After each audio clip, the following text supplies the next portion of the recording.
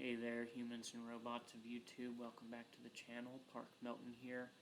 As you saw in the description, today we're going to be talking about progressive rock.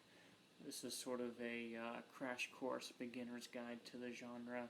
My intention is to talk you through the characteristics, the sort of cultural origins of the genre, maybe some of the key players. Just so if you're new to the genre, you can kind of know where I started and where I would recommend that somebody new to the genre would start. If this video goes over well, let me know in the comments and I'll make more like it. Like I said in a previous video, I'm still sort of exploring formats and still getting my toes wet, so to speak. So I thank you for bearing with me during that process. With that being said, we'll go ahead and get right into it. Progressive rock is a genre that emerged in the mid to late 60s.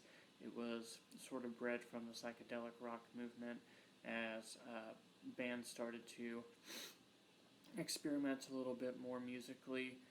Progressive rock is, generally speaking, considered an eclectic genre. It's sort of a combination of rock and roll with various other influences depending on the band you're talking about. Usually these are an attempt to elevate the sort of lowbrow reputation that rock and roll has by merging it with more highbrow art forms. Generally, classical music or symphonic music, jazz and folk are usually what people draw from. A lot of the time people will also draw from world music and the traditions associated with that. So as far as the emergence of it is concerned, in the mid-60s, there was an economic boom that resulted in bands being given a lot more creative control in the studio. So when that started to happen, bands got a lot more experimental. The early days of progressive rock are pretty well understood and laid out, which is not necessarily normal for genres of music. Usually there's a little bit of contention about who started it, or like how far back to trace the influence to find out who really got the ball rolling, so to speak. But in the case of progressive rock, it's more or less accepted that Rubber Soul by the Beatles inspired Pet Sounds by the Beach Boys. Pet Sounds was a very, very influential album, generally considered to be one of the first progressive rock albums. The next year, 1967, Sgt. Pepper's Lonely Hearts Club Band came out, which was a concept album, arguably the Beatles' creative peak, and it kind of opened the floodgate even more so than Pet Sounds. Meanwhile, Frank Zappa had released the album Freak Out previously to Sgt. Pepper's Lonely Hearts Club Band, also a contender for one of the first progressive rock albums, a direct influence on Sgt. Pepper's Lonely Hearts Club Band.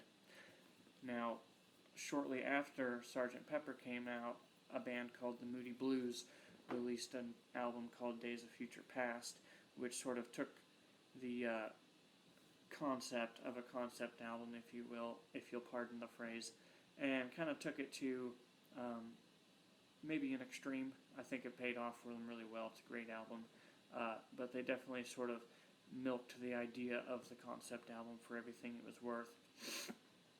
And then, as the end of the 60s sort of was coming around, a lot of other bands that were sort of following in that grain started to emerge. The bands, Jethro Tull started out as a pretty straight-up blues band and then moved towards progressive rock. The Moody Blues started out as sort of R&B and then moved to progressive rock, yes, kind of in the same grain. So, while these bands were kind of figuring out their place in the musical world, both, creatively and commercially, they would start to experiment a little bit more. Psychedelic rock, when the term first came around, was not exactly specific. It was kind of an umbrella term. Throughout the course of the 70s, it would kind of get hammered down a little bit more and divided into a bunch of different subgenres. People use the term art rock and progressive rock sort of interchangeably, but it gave rise to a bunch of different genres like experimental rock and space rock. And then later on, progressive metal. There was also a separate movement of progressive folk and progressive jazz that was kind of emerging at the same time. It's basically consisted primarily of experimentation. That's the thing that unites most of these bands. There's a really huge variety in the sound of various progressive rock bands because, like I said earlier, they were drawing their influences from different places. Another interesting thing, lyrically, definitely not musically, but lyrically, Bob Dylan is considered a early influence on progressive rock. Bob Dylan had a really unique ability to wear his influences on his sleeve lyrically, while also remaining a completely unique and individual sounding artist. And the sort of literary component of Bob Dylan's lyrics, everybody had to kind of, up their game a little bit when Bob Dylan came on the scene because he proved that you could be pretty deep with your lyrics and still be able to sell albums. So another facet of progressive rock is the sort of literary nature of the lyrics. This isn't true for all progressive rock bands. In fact, there are quite a few instrumental progressive rock bands. But as a general rule, there's a little bit more of a literary component to the lyricism of progressive rock.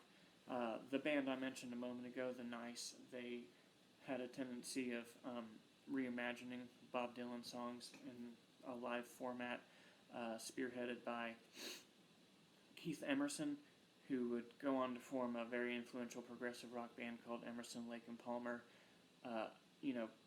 The critics were really harsh to Emerson, Lake and Palmer, but I like to assume that he couldn't hear them because he was surrounded on three sides by piano, organ, and synthesizer, and on the fourth side by sold-out screaming arena crowds, and it's kind of a general rule that the critics were really harsh to progressive rock bands.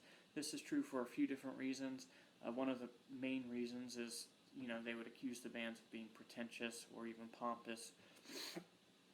They put a lot of emphasis on virtuosity in their musicianship, which is something that didn't necessarily jive with critics. They thought it made the music less accessible. I personally think that's kind of ridiculous. I don't have a whole lot of knowledge in music theory, really kind of bare bones. I don't know a whole lot about, time signature changes. Maybe I can identify it most of the time. I can't. Same with key changes.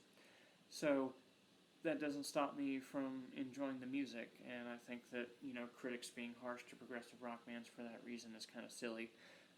You don't have to know all the nuances of the music that you're listening to enjoy it. You can just enjoy the sound. You don't have to, be able to pick out all the finer details or, even necessarily recognize the virtuosity of the players. You like what you like.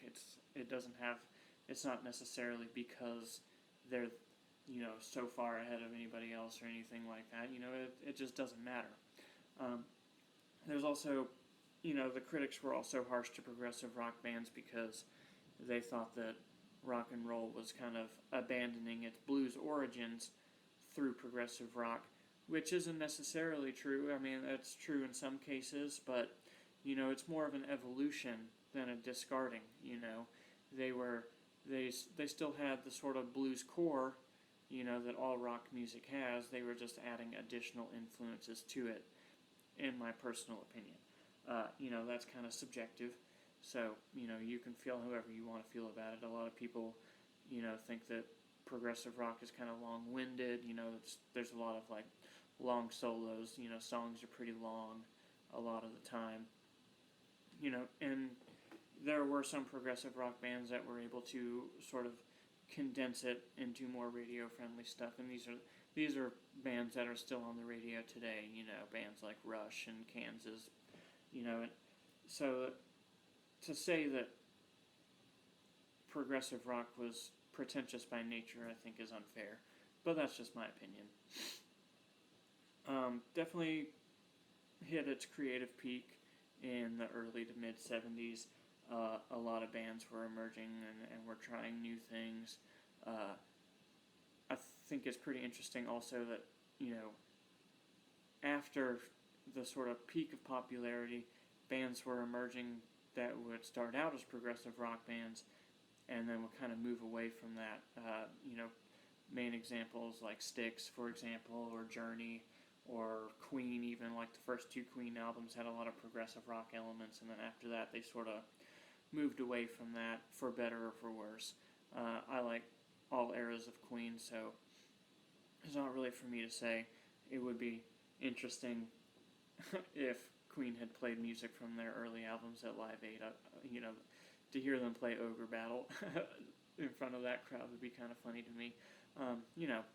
But it's just interesting to me, the bands were, dabbling in it and like kind of jumping back out of it. I just think it's cool. Now that's pretty much all I've got to say about the genre in general. I'm going to give you some recommendations. I've come to terms with the fact that people don't necessarily consume music the same way I do. Progressive rock is a genre that I would very highly recommend if you're going to explore an artist. You should listen to a whole album at a time. That's how the artist intended it, generally speaking, with progressive rock.